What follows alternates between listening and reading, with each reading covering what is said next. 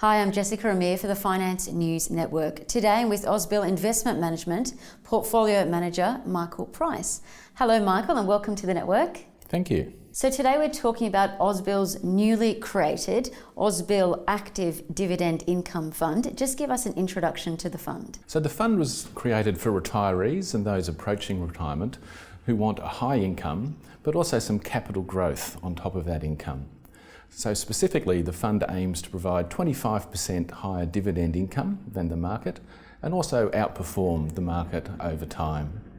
Because the fund's designed for retirees, we include franking credits in our assessment of how we invest in companies and also in our returns. In order to achieve this, we start with a core portfolio of companies that provide strong and growing dividends, and then we actively enhance the dividend income through tactical overweights to companies that provide shorter-term dividend opportunities. So before we talk about the fund in a little more detail, let's just pause for a second. Dividends hold a pretty special place in Australian investors' minds.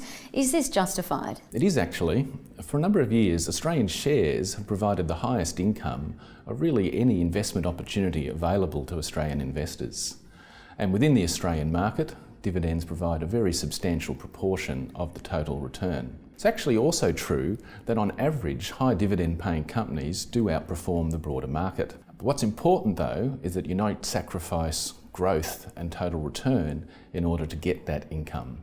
In fact, what we have found is that companies that provide strong and growing dividends actually are the best performing securities and provide the best possible outcomes for investors. Now to the fund in more detail, just tell us about the investment style. So at Ausbil, we're a core investor. So rather than value or growth investing, we want to exploit all inefficiencies across the market and across different stages in the cycle.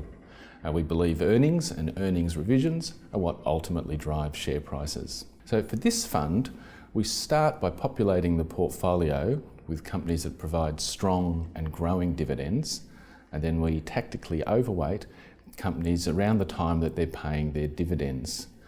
We believe that companies generally outperform over that period when they're paying their dividends. Now can you tell us about the sector composition and the largest holdings in the fund? So because of the core nature of the portfolio, it doesn't exhibit any strong sector biases over time. Currently, we're overweight offshore earners, and in particular the energy sector and metal and mining securities. We're underweight companies that are exposed to the domestic economy, such as banks and discretionary retail. At the stock level, our largest positions are Rio, CSL, Woolworths and Woodside Petroleum.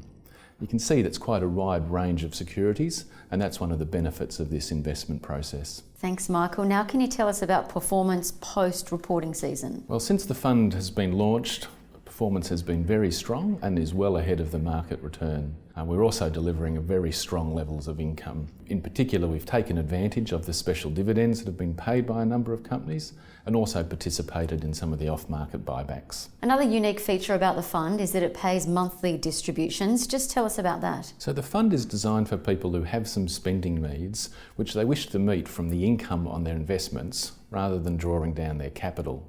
Now, because these spending needs occur on a regular basis, we believe that regular monthly income far better meets the needs of these investors than a series of irregular and lumpy payments. If you invest directly into the stock market, most of the payments come just a couple of times a year, which really isn't suitable for paying those regular bills. Currently, we're paying 0.45% in cash each month to our investors, and those payments have franking credits attached to them as well.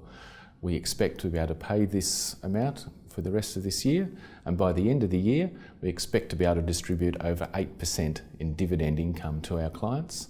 That's cash and including the franking credits. Thanks, Michael. Now just lastly, what's your outlook for the second half of the year? Well, we think the global economy will remain steady for the second half of this year, and that's a good environment for growth assets. We expect interest rates to remain on hold, and if they do increase, it's because we've seen some surprising signs of strength in pockets of the economy, and that's not a bad thing for Australian shares.